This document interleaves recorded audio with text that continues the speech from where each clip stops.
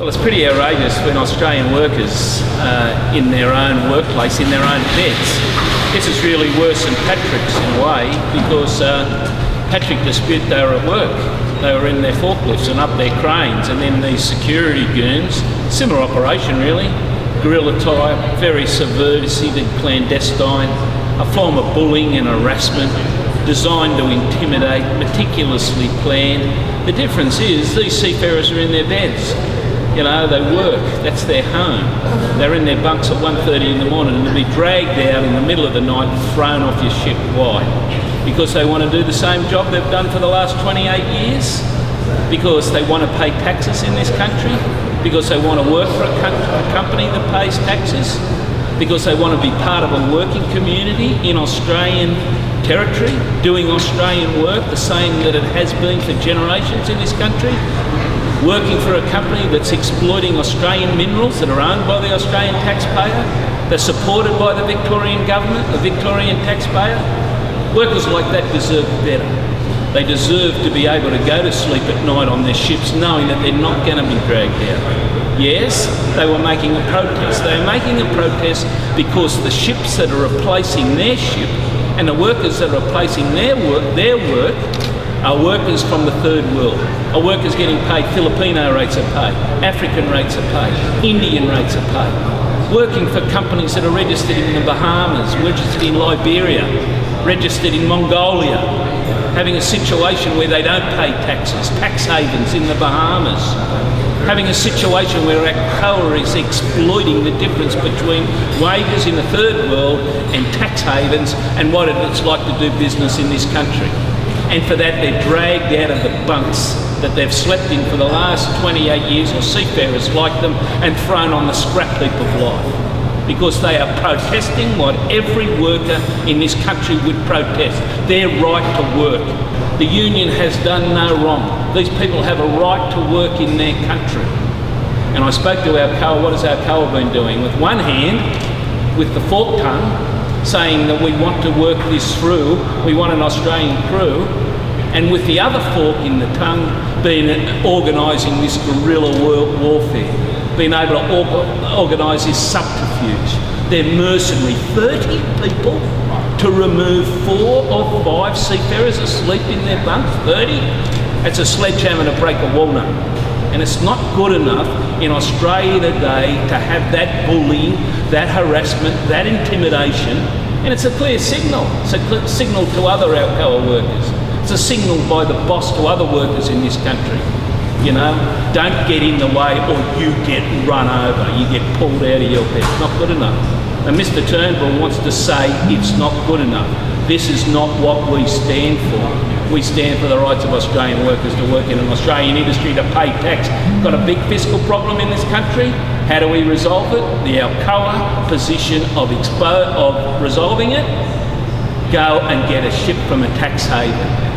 Go and get a ship with a crew that has no security clearance. Employ seafarers from the third world that don't pay any tax. That's the solution to the fiscal problems in this country, Mr Turnbull. Then you need to declare it's not, and you need to come out behind Australian legislation for Australian workers in Australian workplaces, because that's what this crew is from the port. But Patrick's all over. That's what they did. They came in at 1:30 in the morning. They didn't come in at 10 o'clock. They didn't come at midday. Yeah. It had been carefully planned. They came in at 1:30 when these guys were asleep. And threw them out of their bunks and put them on the wharf in their pyjamas, you might as well say, you know, and had 30 people to do it. That's a signal of bullying and harassment. That's tough guy stuff. That's to show, don't mess with us, we're tough guys, you know. This is the law of force, not the law of justice. What's your response to the claims that MUA members sought to intimidate the replacement crew of the local airport in a bid to stop the sale of the ship to Singapore? They didn't even see them at the airport. That's not true. Okay. The security guards, 30 of them, escorted those guys down the ship and took them up the gangway, again in a show of force. Those seafarers, we don't even know if they're seafarers. We don't know where they're from.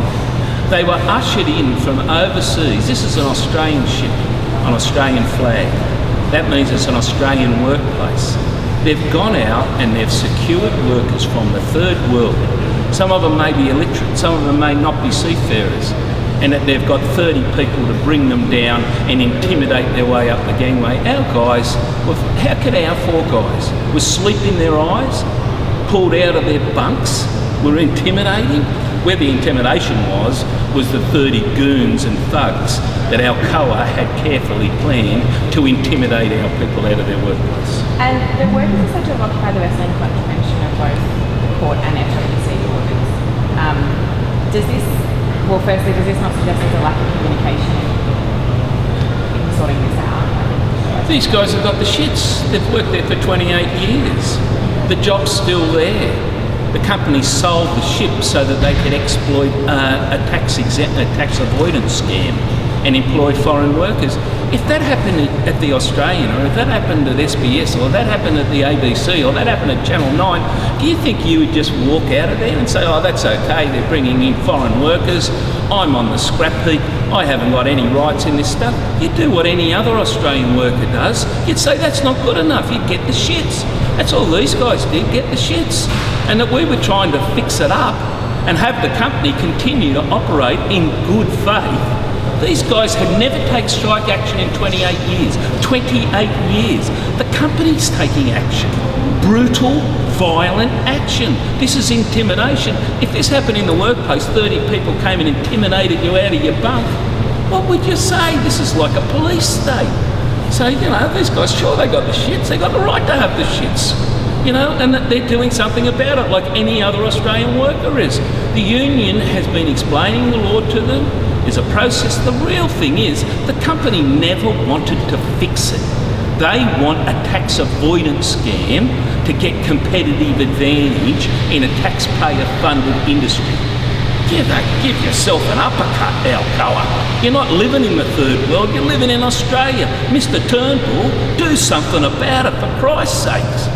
So they've got the shits, they've taken action. The action they've taken, there's penalties for that. Are the unions going to cover their costs? I don't know. The world's going to cover their cost. This has gone like a wildfire, a bushfire across the industry. This doesn't happen in any other countries. This type of thuggery and bullying doesn't happen in the States, doesn't happen in Europe. It only happens in the worst countries. Liberia, these ships are registered in Liberia, the home of Ebola. Goodness me. This is what we've come down to, tax avoidance and the exploitation of third world labour. Everybody in the world's outraged, the shipping world. This is extraordinary. And this is an Australian industry. This is not the international industry. This is a ship that's been going between Portland and Kwinana for 28 years. Just got one last question. I think I know what you're going to say, but to people that think this is a clear case of illegal industrial action. It's no illegal industrial action. The union hasn't got any orders on it. We've been complying in good faith. If tax avoidance, if bullying, if intimidation came to your workplace and you got the shits about it, you'd do something. That's all these guys did. We were accommodating. See, all this business, our union bosses, the bosses are workers. They're in unions to direct the union what to do. We've been giving them whatever support we can. But we have not acted illegally. The only people that have acted immorally, and maybe illegally, we don't even know if these are seafarers. Alcoa has lost its moral compass. Doesn't know where moral north is. They're lost in the wilderness of bullying, harassment and work choices. Back to the future. Mr Turnbull, we're back to the future. You can bully workers out of their beds at 1:30 in the morning now, Mr Turnbull. What are you going to do about that?